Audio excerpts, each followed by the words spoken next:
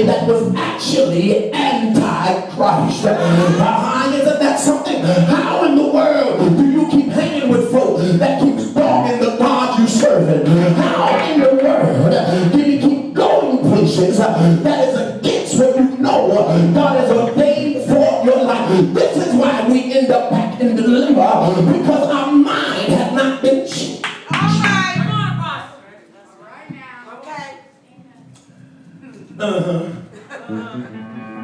Paul finds himself. I got to close. Just read this little bit history. We out here. Paul finds himself. If I preach this, it's going to go. It's all right. You preaching it. Paul has some problems because Paul is attacked right in the church of Corinth. Isn't this something? It's the same place where Paul worshiped and taught the people.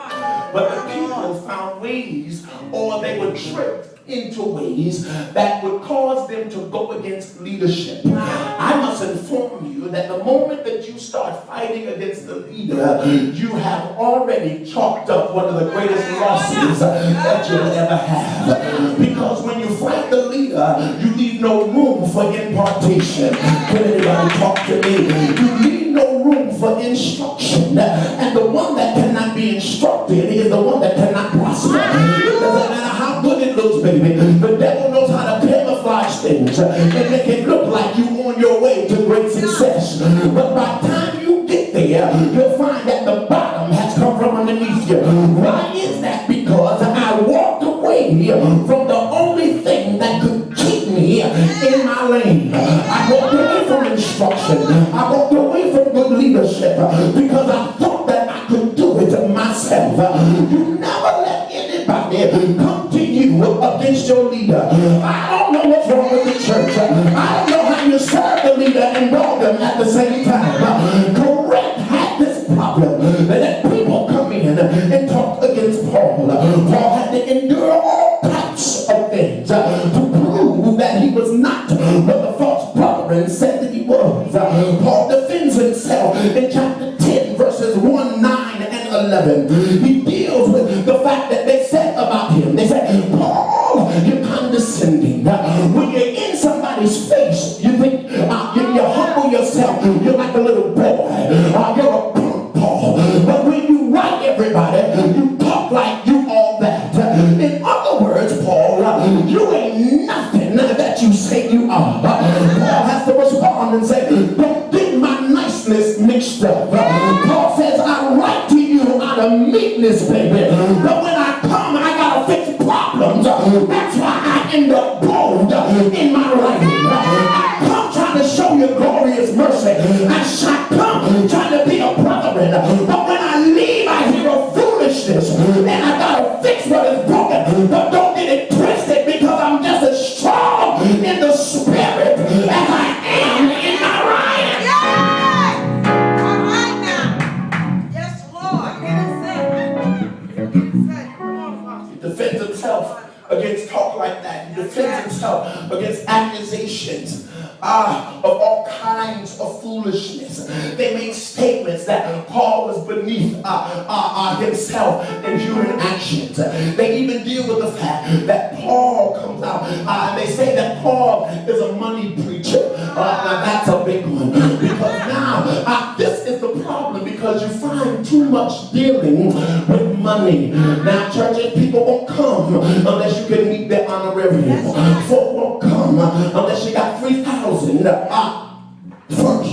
And then you guarantee them a hotel, and you gotta guarantee them a certain amount of airline tickets. That means 2 rooms, 2 tickets, $3,000 down, and then $3,000 before I leave. Church on the Rock don't play. You know we've been there.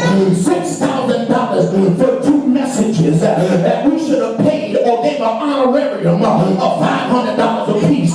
Baby, if you gonna hit me for $6,000, you better bring $6,000 worth of word. You better bring something that's got me hollering and screaming. Make me feel like my honorarium was worth what it cost my church.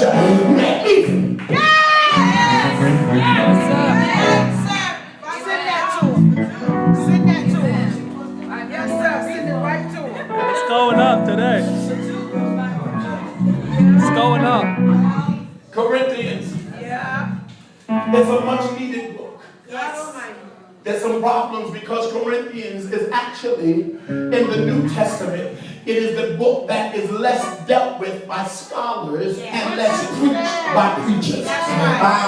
Corinthians is also a good book because it actually shows and it proves that the epistles are letters dealing with the needs of the church and not some type of independent theological dissertations, but it's actually written word that's going to help you come out of your struggle. I love Corinthians because it's important that everybody in the church studies 1st and 2nd or 1 and 2 Corinthians.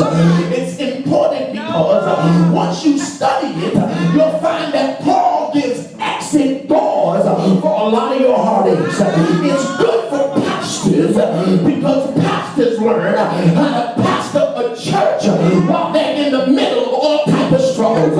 Ain't no need of me pastoring you that when I get delivered, I'm worse off than you. I ain't got no praise just like you ain't got no praise. I ain't got nothing to talk about God. You ain't got nothing to talk about God. That wouldn't say nothing to me. Oh, pastor, if we are in the same dilemma, or if mine is worse than yours, I got to be the aggressor and say, I'll praise him until he brings me out. And if you watch me and catch hold of why I'm praising him, you'll be on your way out too. The Bible says, mock the perfect man. Maybe do what I do, but understand why I do what I do.